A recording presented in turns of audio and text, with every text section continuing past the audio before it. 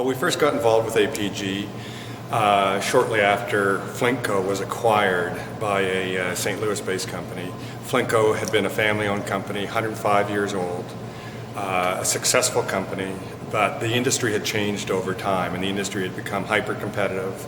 Margins were razor thin, and Flintco had not kept pace with the way it needed to tune up its operating procedures and frankly its entire culture.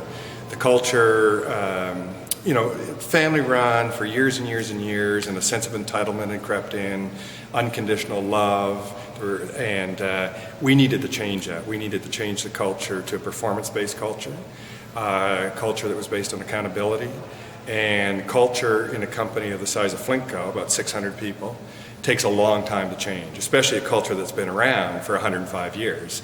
And so we came across APG and we decided that we were going to hold the first event and see how it went. We did that with 31 people and it was unbelievable.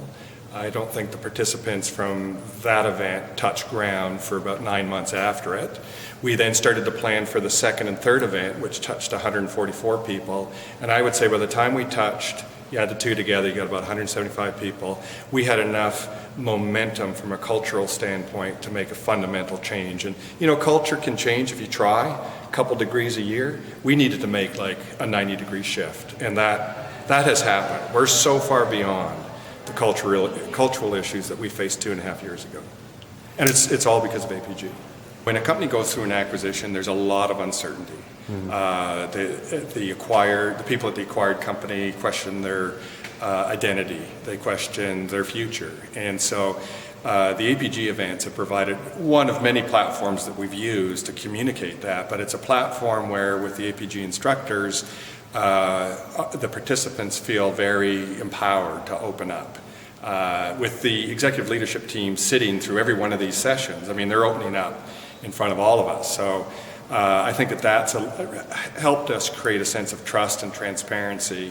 And I also think that when the participants see the ELT members going through what they go through in terms of PT and the classroom work, side by side, shoulder to shoulder, again, it creates a sense of trust. And so with that trust and transparency built, we're now no longer worried about the petty things, things that changed post-acquisition.